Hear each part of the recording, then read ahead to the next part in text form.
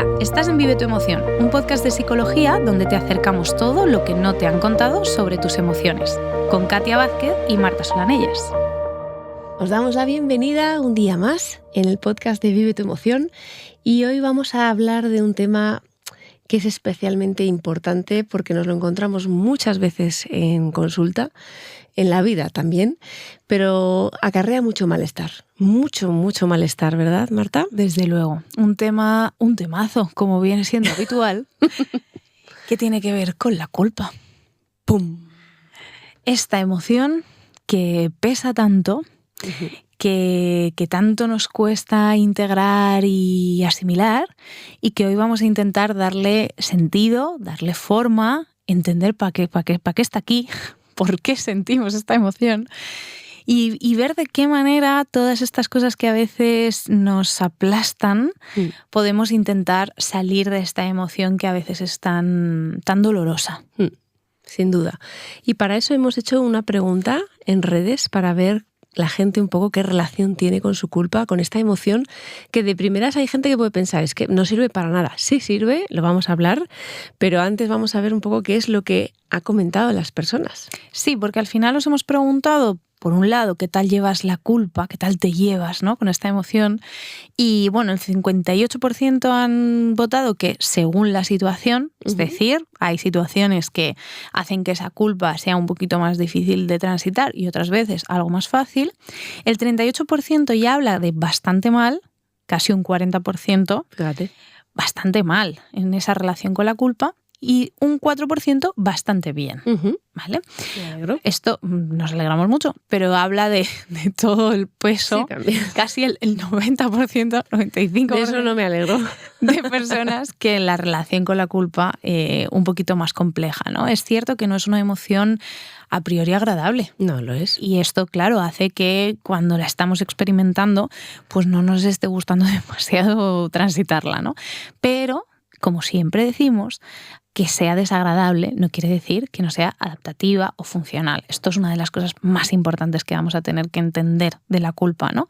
Que tenga una función adaptativa y realmente la tiene, ¿no? Pero bueno, vamos a ver en qué situaciones te sientes culpable, ¿no? Hemos preguntado.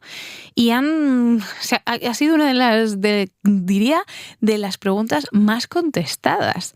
Por lo tanto, quiere decir que tenemos fácil acceso a situaciones en las que la culpa nos acompaña. Habla también de los números de porcentajes de los que hablábamos antes, ¿no? Entonces, por ejemplo, cuando algo no sale bien y repercute a mi entorno, incluso cuando no depende de mí. ¿Vale? Esto muy interesante. Cuando algo que hago afecta emocionalmente a otra persona. De nuevo, el entorno, que los demás se sientan mal. Dejar de dedicar tiempo a mi familia para dedicármelo a mí. De nuevo, los demás por encima de uno o los demás ante uno, ¿no? Cuando creo que debería hacer algo que creo que la persona espera de mí, pero que no me apetece nada. Interesante. Cuando hablo mal a alguien que no lo merece, porque en realidad estoy enfadado o mal por otras cosas. También hablan de esa procrastinación y falta de voluntad. Otra persona hablaba de casi todo.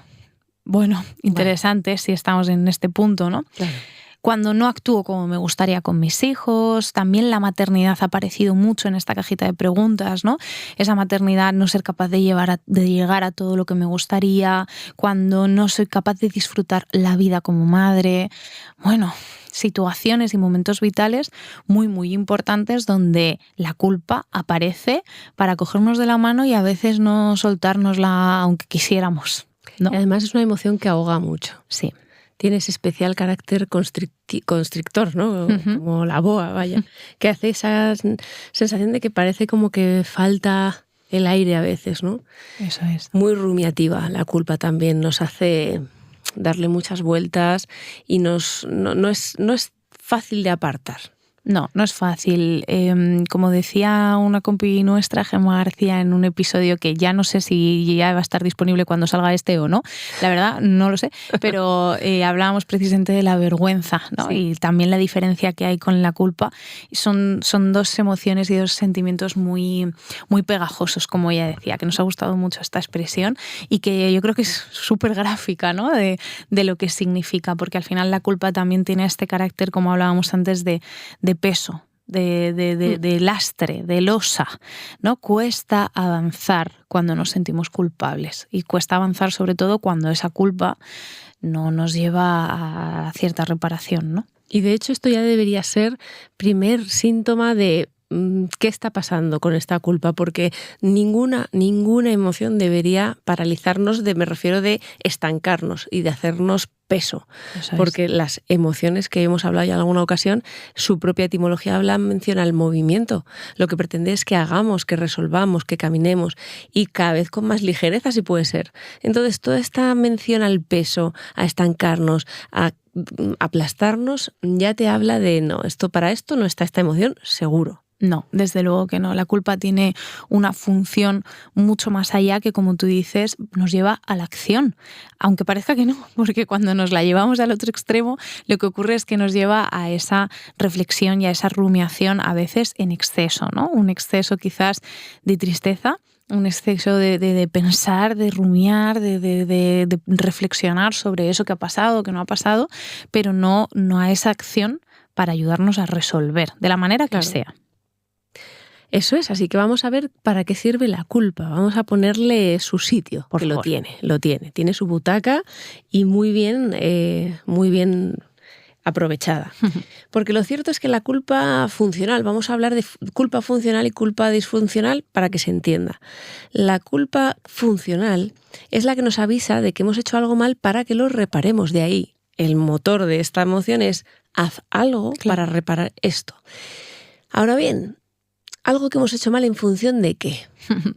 Lo cierto es que desde que somos muy pequeñitos vamos construyendo una especie de reglamento interno, como un manual de buenas prácticas en la vida, ¿no? Y ese reglamento interno nutrido desde muchos sitios, nutrido desde mensajes que nos dan nuestras figuras de apego primario o más representativas de nuestra primera infancia. Pueden ser familia, pueden ser profesores. La información que también nos llega de la propia sociedad, la que nosotros vamos construyendo a medida que vamos interpretando la vida y sus reacciones. De esa manera vamos construyendo como un reglamento interno que nos dice lo que está bien de lo que está mal. Uh-huh. Precisamente, y esto tiene una función de brújula, claro, para que nosotros eso que hagamos tenga en cuenta las consecuencias que tiene, y si nos damos cuenta de que hemos hecho algo que ha atentado contra nosotros, contra otro, contra algo que está fuera de ese reglamento, lo reparemos. Eso es. La reparación es muy sanadora. Muchísimo. Y saber que somos capaces de fallar o hacer algo mal, pero tiene una solución, ¿no? Y por eso es tan importante la culpa, porque si no la sintiésemos, no repararíamos. No buscaríamos esa salud de esta emoción tan importante que es ese sentimiento tan positivo y tan satisfactorio de saber que he reparado eso que de alguna manera, por intención o no, ha ocasionado algún mal, como tú dices, a terceros o a uno mismo. O ¿no? A uno mismo, claro. Entonces, claro, va muy de la mano de la empatía también, porque tiene todo ese carácter y ese cáliz de poder identificar qué es eso que a la otra persona, ¿no? Esta teoría de la mente también, poder entender al otro, poder saber qué es lo que el otro ha sentido y qué es lo que el otro necesita o deja de necesitar, ¿no? Por eso muchas de las respuestas que nos han puesto en la cajita de preguntas tiene el carácter de el otro, la otra persona, lo que le implica al otro, lo que supone para el otro, ¿no? Porque al final el otro es parte clave y muy importante, ¿no? ¿Qué pasa cuando el otro está por delante de mí constantemente y ante todas las situaciones? Pues que muy probablemente me voy a sentir culpable casi por cualquier cosa que haga, ¿no? Claro. Esto funcional es, hombre, pues de base no mucho, ¿no? Entonces tendremos que ver desde dónde o de qué manera yo me estoy colocando en una emoción o demasiado en una emoción, transitándola y y visitándola demasiadas veces como para que realmente me esté dando una información valiosa. Sí, porque rara es la vida de una persona en la que todo lo que hace esté mal hecho. Efectivamente. No, probablemente no. Entonces, si la culpa sí que está muy persistente y muy insistente, lo mismo ahí está sobredimensionando muchas de las acciones que hacemos, ¿no? Porque no hacemos las cosas tan mal, ¿no? Fijaos, además has hablado, y yo, según estabas hablando de lo de la teoría de la mente y demás, he pensado, y además en ese orden, primero esa teoría de la mente que nos permite entender que lo que yo sé, lo que yo veo y lo que yo conozco no es lo mismo que el otro, por lo tanto hay veces que yo puedo hacer algo con no una mala intención, pero el otro la pueda recoger así. Claro. Luego estaría esa parte de la empatía, donde yo me puedo poner en la piel de esa persona y ver lo que ha ocurrido con sus ojos y entender cómo se puede llegar a sentir, y la culpa sería como siguiente parada. Con esto me refiero a que los niños en muchas ocasiones les cuesta porque todavía no tienen adquirida ni la teoría de la mente ni la parte de la empatía desarrollada o consolidada. Claro. Entonces podemos entender que en esa etapa se está construyendo ese reglamento interno y se están construyendo las estructuras para que luego la culpa tenga sentido. De hecho, en Inside Out, la nueva, no sé si saldrá la culpa. Sale. Vale. Y la vergüenza. La vergüenza también. Claro, ya empiezan que si la culpa, la vergüenza, la ansiedad, bueno, pues nuevos personajes que están ahí. Qué ganas. Qué ganas. Por favor, qué ganas tenemos de que salga esta película ya.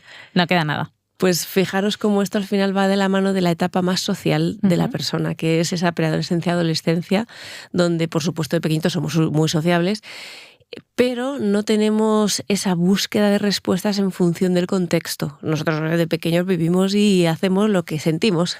Maravillosa etapa, por cierto. Claro. Pero en el momento en que de repente vemos que lo que hacemos tiene una repercusión en el otro, lo que decimos o cómo nos comportamos al otro le impacta, cuando de repente detectamos que al otro le puede impactar mal, negativamente, entonces la culpa es una maravillosa señal de alarma para decir, oye, a lo mejor tengo que acercarme a pedir perdón o dar explicaciones, porque a lo mejor no ha habido una mala intención y ha habido un malentendido. Eso es. Por eso esa parte más funcional de la emoción tiene un carácter muy importante basado en valores, ¿no? En todo esto que yo veo que guía, siempre hablamos de los valores como esa brújula, esa guía que me va guiando, valga la redundancia, hacia dónde me dirijo, ¿no? Y hacia qué lugar yo voy a ser coherente con eso que necesito, con lo que es importante en mi vida, ¿no? Entonces, si yo ya voy haciendo una composición del mundo, de lo que está bien, de lo que está mal, por eso aquí también toda nuestra historia, nuestra experiencia, dónde nos criamos, los mensajes que se nos manda con respecto a la culpa, con respecto a lo que me permito y no me permito, que también es súper importante dentro de la culpa, tiene mucho que ver con esos valores, ¿no? Con eso que yo he ido interiorizando y si los llevo bien en esa coherencia, podré tener esa culpa funcional que nos está avisando, que nos está mandando una información valiosísima y nos dice, oye, pues por aquí sí, por aquí no, o por aquí.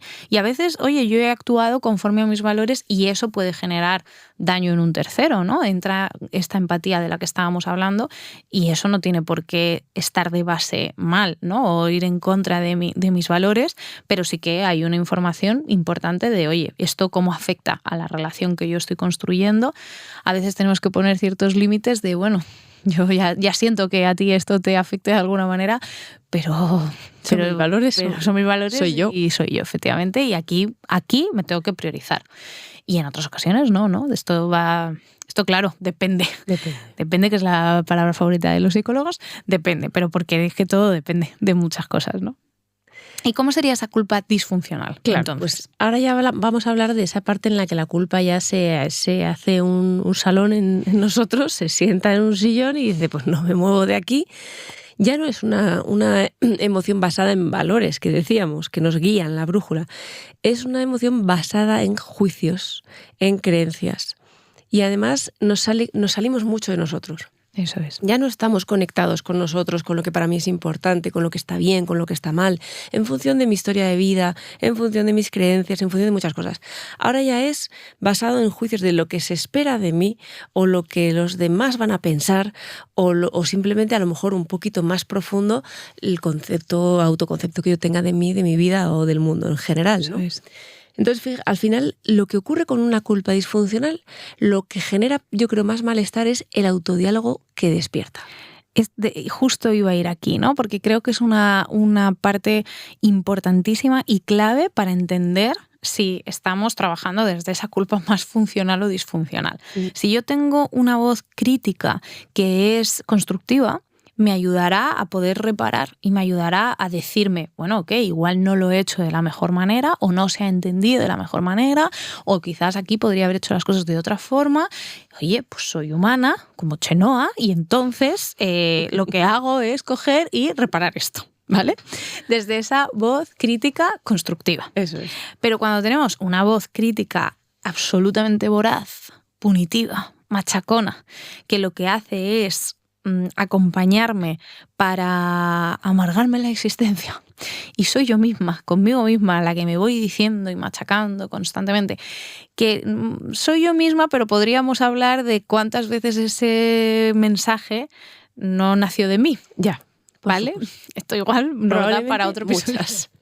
Porque muchas de esas veces eso que se me ha dicho o que he visto que otros se dicen y son figuras de referencia hace que sea lo que yo me digo ahora a mí misma y no me permito, ¿no?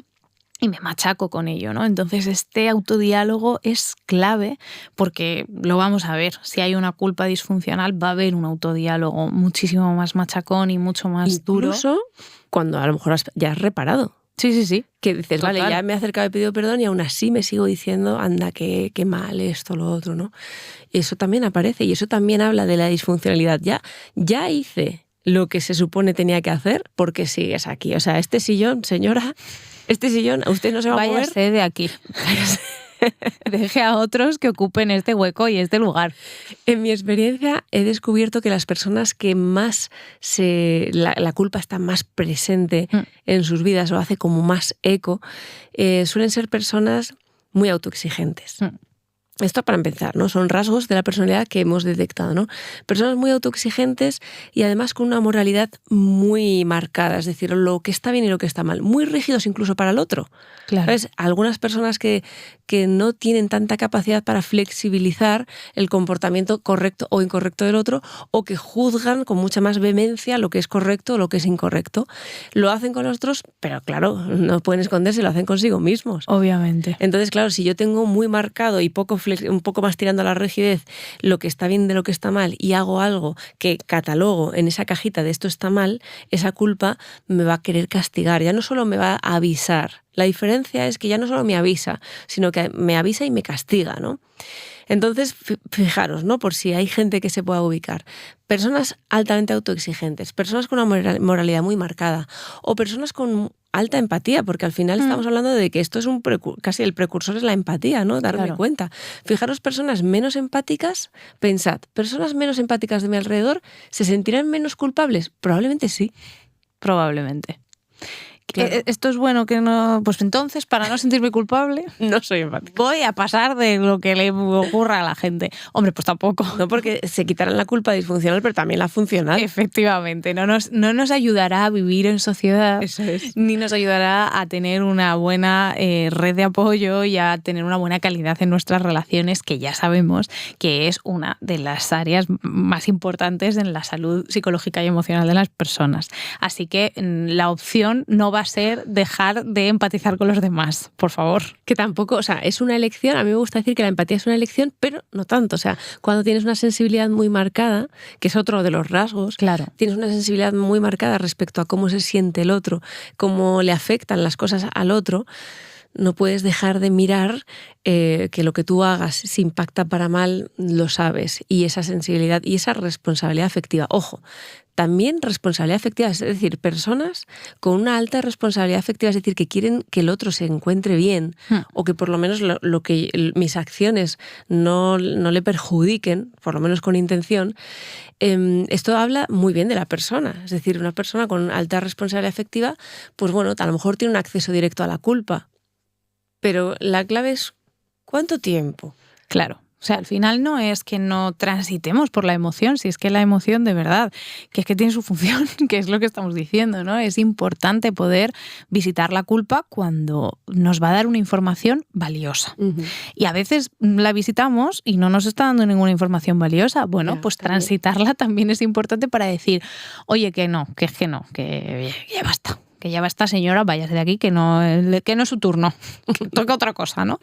Pero bueno, a veces viene, ¿no? Entonces también tenemos que preguntarnos a veces, oye, ¿por qué viene? ¿Viene por mis mensajes internos? ¿Viene por los mensajes de los demás? ¿Viene porque aquí se supone que debería sentirme culpable, pero realmente no me siento tan culpable? ¿O sí? Bueno, esto es el poder reflexionar y hacer este ejercicio introspectivo de qué es lo que está ocurriéndome, ¿no? Internamente. Claro. Sí, porque además también descubro muchas veces la inseguridad personal o la autoestima dañada dentro de un perfil de personas que se culpan más de lo que debieran. Claro. Y que hay muchas de las cosas que están interpretando desde el yo lo estoy haciendo mal y lo mismo no estás haciendo nada mal. Claro. Pero te falta el rescate de ese orgullo equilibrado, ese orgullo que nos reconoce y que nos permite. Claro. Que el orgullo equilibrado nos hace merecer, pero también nos permite fallar y no nos trata muy mal por haber fallado.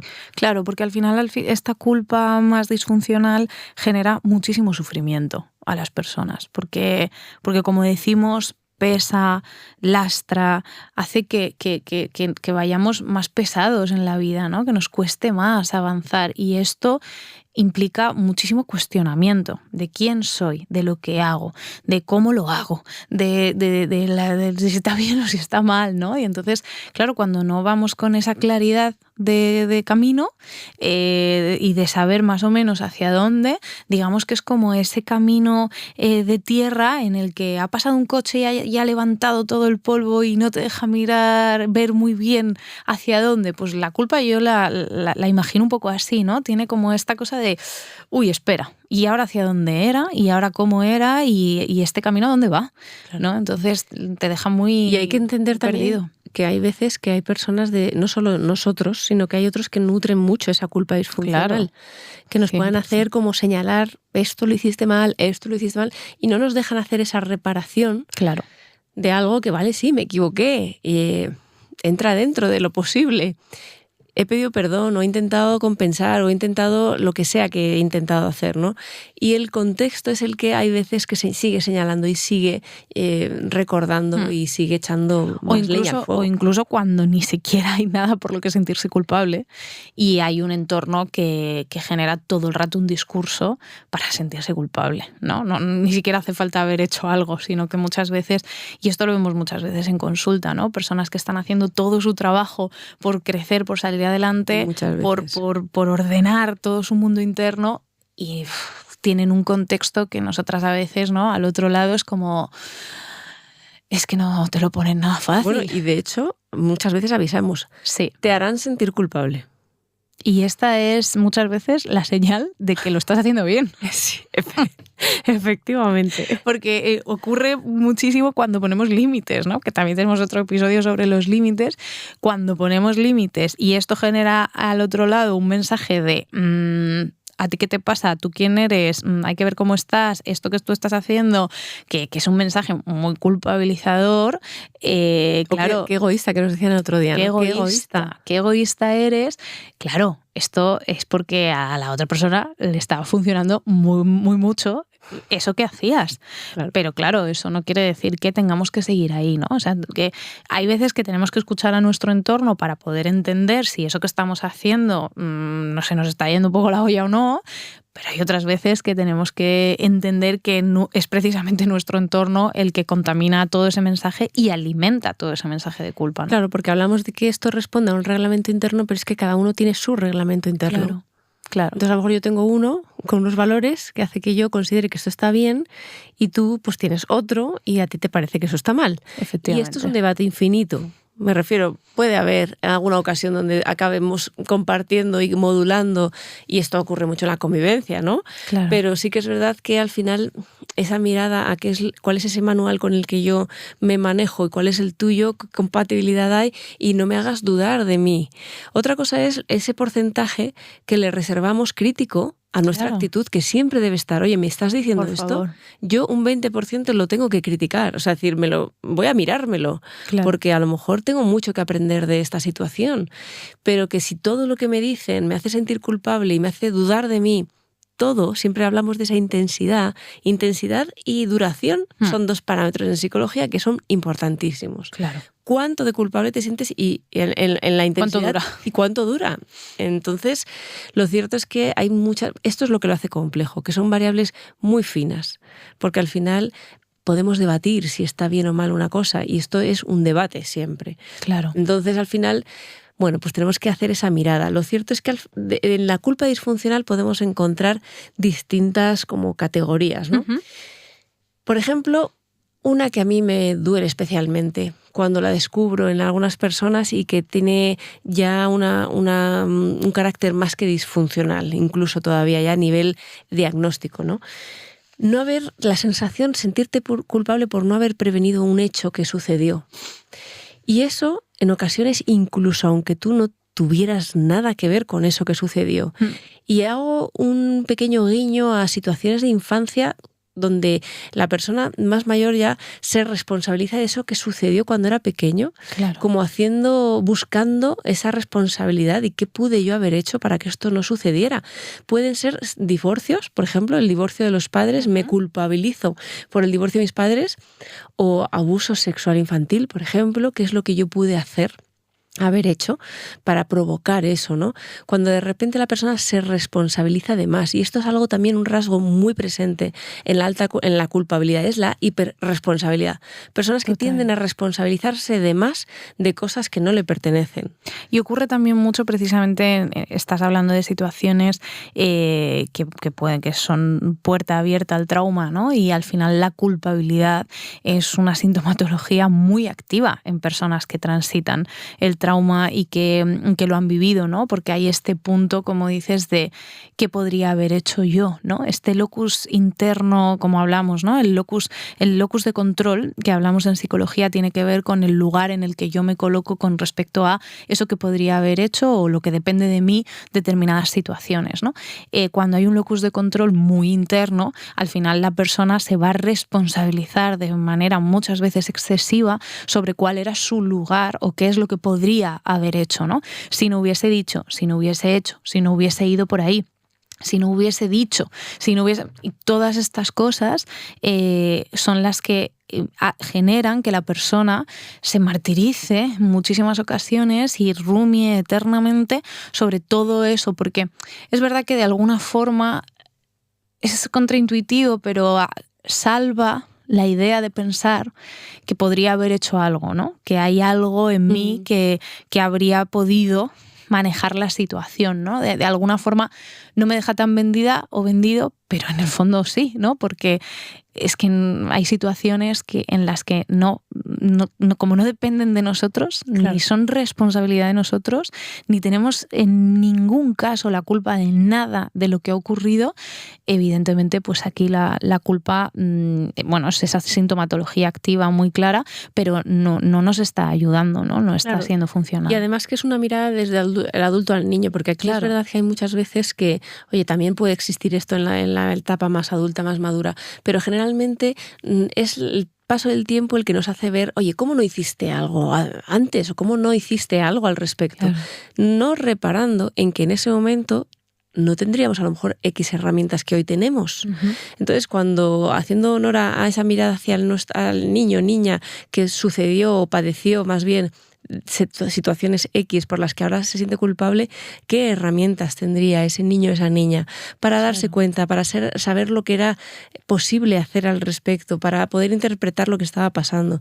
No es justo para ese niño o esa niña que hoy con la mirada adulto, con las herramientas de adulto y con la perspectiva del tiempo le señalemos como culpable por no haber actuado de otra manera, ¿no? 100%, ¿no? Al final ese mensaje mucho más compasivo, que siempre decimos no tiene que ver con la pena, no tiene que ver con la lástima, tiene que ver con el respeto, con el cariño, con entender el contexto, la situación, el momento, las estrategias y herramientas que tenía, ¿no? Incluso la capacidad de poder ponerlas en funcionamiento, porque quizás yo tengo X herramientas, pero la situación es tan sumamente amenazante que no me genera la oportunidad de poder ponerlas en funcionamiento. Entonces, no siempre tiene que ver con tener o no tener herramientas y capacidades, sino si la situación da pie y mi sistema nervioso me da pie y me permite que yo pueda poner esto en funcionamiento, ¿no? Entonces, muy, muy, muy importante esta parte. Muy importante, desde luego.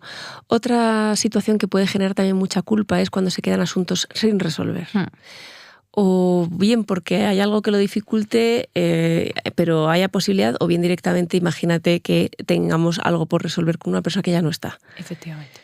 La sensación de culpa por no haber dicho cosas, no haber abrazado más, no haber dedicado más tiempo, por ejemplo, mucho con familia, ¿no? Con padres o con amistades. Abuelos. Sí, efectivamente. Personas significativas, claro, a las que la vorágine de la vida no nos permitió dedicarle más tiempo y ahora ya no puedo reparar eso. Fijaros, si la culpa tiene siempre esa función de reparar, cuando tienes la sensación de que esto es irreparable, eso duele, eso rompe. Rompe muchísimo, y ahí hay que hacer un trabajo interno de sostener y de acompañar y de poder resolver desde otro lugar. Porque como muchas veces ocurre, y hablamos de por ejemplo, de la fortaleza del perdón, a veces perdonar no implica necesariamente la interacción con la otra persona. Yo puedo perdonar y puedo perdonar sin decirte a ti, Katia, te perdono, ¿no?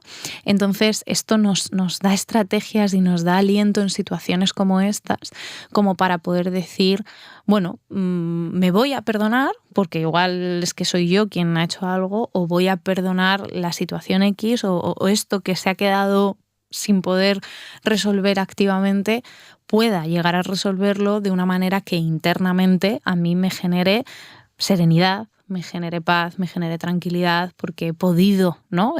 Pero de nuevo aquí genera esa resolución, quizás no de la manera ideal que nos habría gustado, pero sí que se puede salir de esta situación, ¿no? Y hay estrategias terapéuticas dirigidas para hacer esos cierres que no se pudieron hacer de una mejor manera, o para esa mirada comprensiva y compasiva de la situación, ¿no? Lo cierto es que al final estamos hablando, tanto en el ejemplo anterior como en este, esa especie de difícil reparación, ¿no? Porque no puedo volver atrás en el tiempo y decir, haz algo porque te están haciendo bullying en el colegio, por ejemplo. ¿Qué haces que no estás haciendo nada?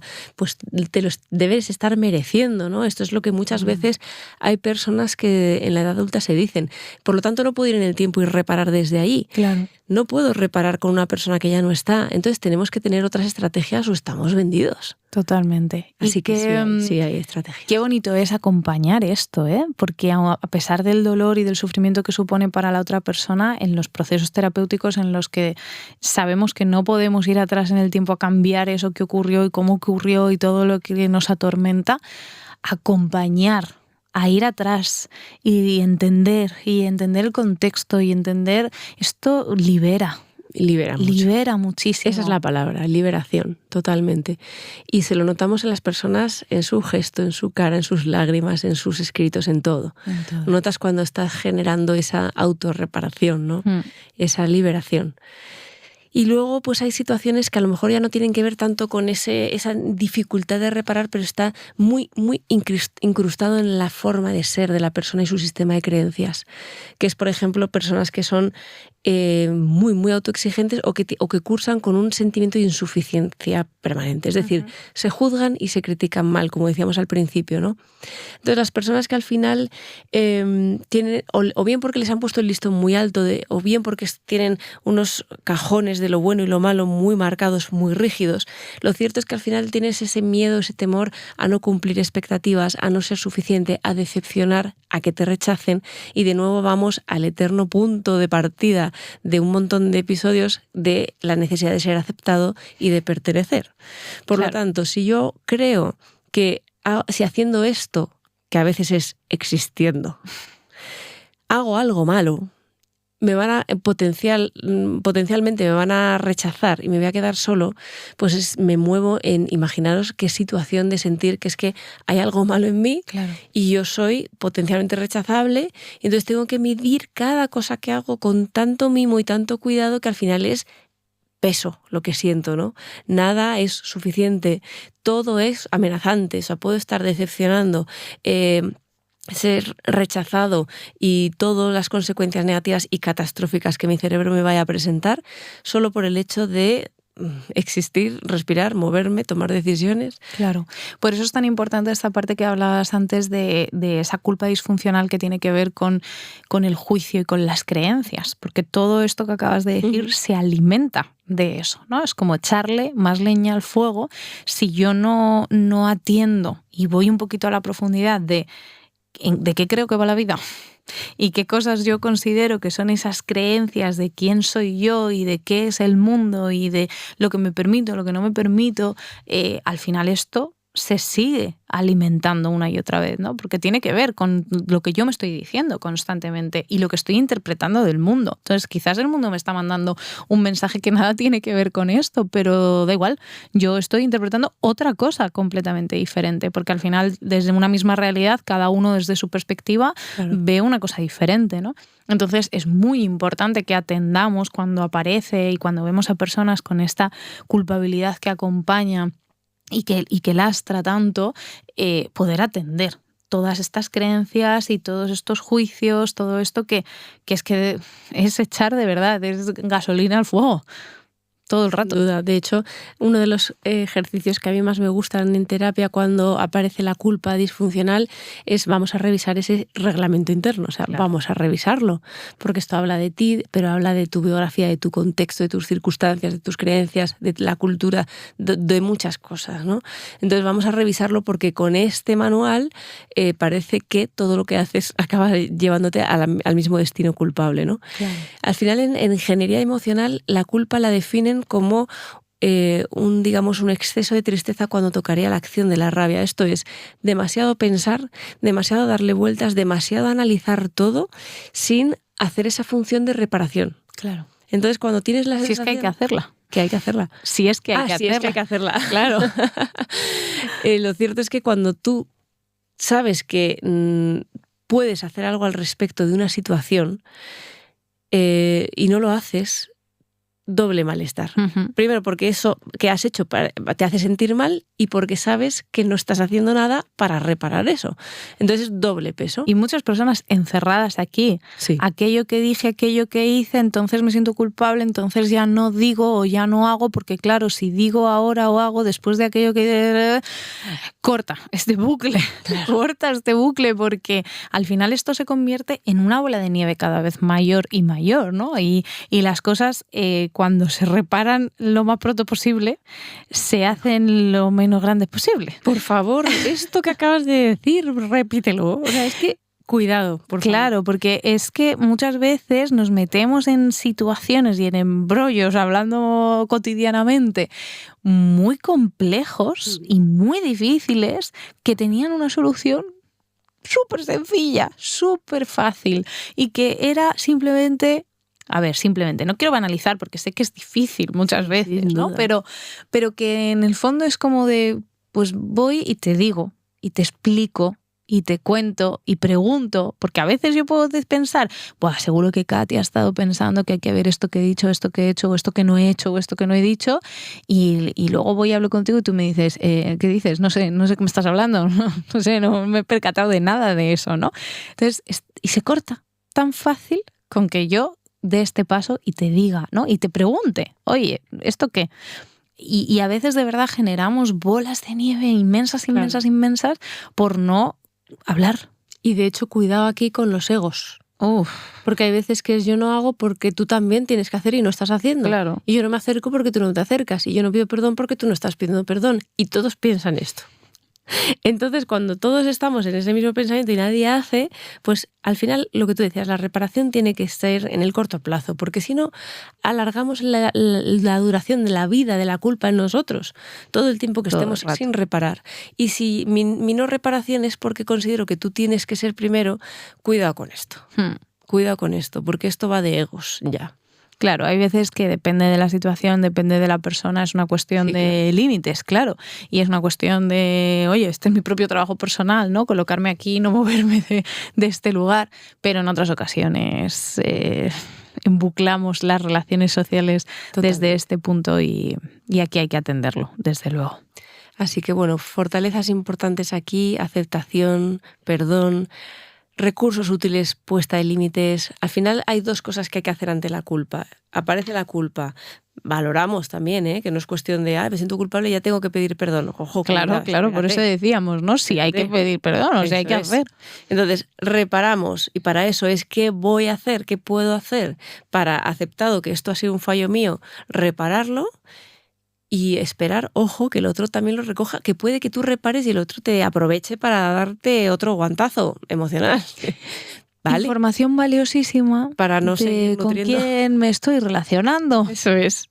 Esto al final, bueno, es parte de muchas veces lo que vemos en terapia constantemente, claro, ¿no? Relaciones en las que las cosas funcionan desde un lugar donde solo una de las partes sale beneficiado o beneficiada, ¿no? Y entonces, claro, esto es complejo. Bueno, lo que tú dices, información valiosísima. Muy valiosísima, que a veces no queremos escuchar, ¿no? Claro. Hacemos así, no miro, no escucho y bueno, sigo, porque si no lo veo, no lo atiendo, pues no tengo que hacer nada. Pero bueno, las consecuencias ante esto, pues las vamos a tener que transitar, desde luego. Importante no sentirnos culpables por lo que hacen o no hacen otros. O sea, tenemos que llevarlo no a nosotros. O sea, ¿qué he hecho yo mal? Claro.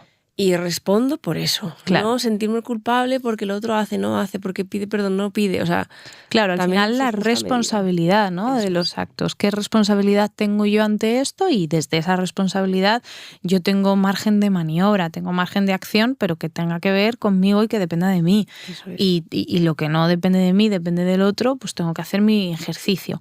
Que me cuesta mucho hacer este ejercicio, que no puedo. Bueno, es que entonces tenemos que mirar muchas cositas que probablemente están ahí y eso se hace en los procesos terapéuticos. Desde luego, no escuchando este episodio del podcast vamos a resolver esa culpabilidad disfuncional que nos acompaña, ¿no? Porque es verdad que muchas veces es que la culpabilidad es tan intrínseca en la persona que es, como tú bien decías antes, por existir. Por cualquier cosa que haga, por cualquier cosa que piense, ¿no? A veces nos sentimos incluso culpables por eso que he pensado, que los pensamientos son pensamientos, que somos seres pensantes, donde claro, aparecen millones de pensamientos en nuestra cabeza y lo que yo pienso no limita quién soy, ni limita lo que estoy haciendo, ¿no? Ese acto de voluntad entre lo que pienso y lo que hago es este margen de acción que tenemos, ¿no? Por lo tanto, cuidado con esa atención tan clara a si lo he pensado, significa que, ¿no? Como a veces nos puede pasar incluso, por ejemplo, en relaciones, ¿no? En relaciones sentimentales. Si he pensado que me gusta otra persona, o ya soy infiel. Claro, he pensado que me tendría relaciones sexuales con esta persona, pero realmente tengo mi pareja y ya lo he pensado, me ha apetecido. Esto es gravísimo. Bueno, no es gravísimo. Bueno, esto es gravísimo en función de los valores de cada persona. Claro. Pero no tiene por qué implicar nada, claro, y mucho menos aquí la culpabilidad tendría un sentido, ¿no? No somos lo que pensamos. Por favor, y gracias. Al final esa otra parte, que ya no solo la reparación, hablamos de que hay eso como dos acciones, ¿no? culpa aparece, pues reparar. Y luego esa otra parte que es elaborar, un poquito ya más profundo. Aquí la idea ya es entender ese reglamento interno que yo he construido, ver de dónde viene, si estoy de acuerdo, si lo he heredado, si sigue siendo ese, porque al final la vida, como muchas veces decimos, nos va modulando y tenemos que estar acompañados con nuestro manual de instrucciones, por decirlo así, ¿no? Claro. Entonces, si sigo pensando así, ¿en qué es lo que creo? Tenemos que tener en cuenta el contexto histórico, cultural, religioso, todo esto marca muchísimo ese reglamento interno. Muchísimo. Entonces, hacer una revisión pormenorizada, lo más pormenorizada posible, de ese manual, poder trabajar quién soy yo, qué creo, qué opino, qué siento, qué quiero, o sea, todo ese trabajo biográfico y de autoconocimiento. Todo esto nos va a permitir muchas veces hacer el reajuste de una emoción que está demasiado presente para la circunstancia. Claro. Y eso ya sí que requiere tiempo. Y a veces muchas acompañamiento terapéutico.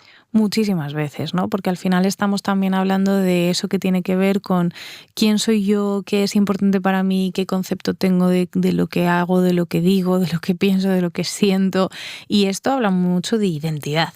Y cuando hablamos mucho de identidad de la persona, hablamos de alguna manera u otra también de autoestima, ¿no? Por eso para nosotras era como muy importante también poder recalcar que cuanto mejor trabajo hacemos en nuestra identidad, en nuestro crecimiento personal, en esa parte de autoestima y de crecimiento, de alguna forma más estamos llenándonos de estrategias y de herramientas que generen que la culpa que sintamos sea una culpa lo más funcional posible. Claro. Porque cuanto más me conozco, cuanto más claro tengo mis valores, cuanto más clara tengo mis prioridades y por lo tanto mejor trabajo hago de mi autoconcepto y por lo tanto de mi autoestima, no va a ser tan fácil, ¿no? Que esa culpa aparezca de una forma disfuncional, que a veces va a aparecer por mucho trabajo que tenga a mis espaldas, porque oye, todos tenemos nuestra grieta y a veces se cuela, ¿no?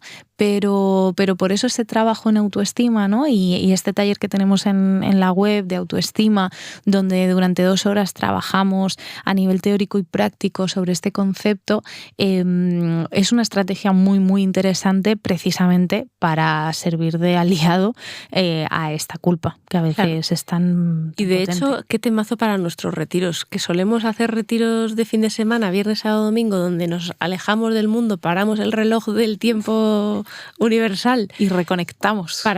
Eso es, para reconectar y para profundizar en temas. Siempre que hacemos retiros de autoestima, tocamos lugares muy profundos. Mucho. Y llegamos a conclusiones donde nos damos cuenta que esa culpa a veces una culpa no merecida, porque a veces nos hacen sentir culpables por expresar nuestras emociones, simplemente. Por ejemplo. No llores, no nos hagas sentir así con tu llanto, ¿no? Pues poder pararnos hablamos mucho en estos retiros de los permisos y los merecimientos. Qué bonito es. Y hablando de la culpa, que habla de nuestros errores, yo llevaría la reflexión a me permito fallar y me merezco reparar. Qué bonito. La respuesta es sí. ¿Te me lo mereces? ¿Te lo permites? Pues no lo sé. Esta es la pregunta que tú te tienes que hacer, ¿no? Cada uno de nosotros tenemos que hacernos la reflexión interna y honesta de cuánto me permito, cuánto me machaco o no me machaco y cuánto siento que me lo merezco. Porque merecértelo, te lo mereces de base, ya claro. Te lo digo, me escuches, seas quien seas al otro lado, te lo mereces. Cuánto permiso te des para merecértelo y cuánto te creas ese merecimiento, pues ya es trabajito de cada uno, ¿no? Eso es. Así que aquí dejamos este tema tan bonito, muy profundo, mucho más de lo que podemos llegar en este ratito. Desde luego. Pero que yo creo que hemos acariciado este concepto, le hemos prestado atención, le hemos dado su lugar, hemos conversado un poquito y si esto despierta en alguien cualquier reflexión que ayude, habrá tenido sentido. Desde luego que sí. Encantadas siempre de acompañaros en reflexiones sobre la vida y sobre, por supuesto, el mundo emocional. Y como siempre, bueno, pues nos veremos en los próximos episodios, en las próximas temporadas, que esperemos que sean muchas, y a vivir tus emociones. A vivir tus emociones. Adiós. Adiós.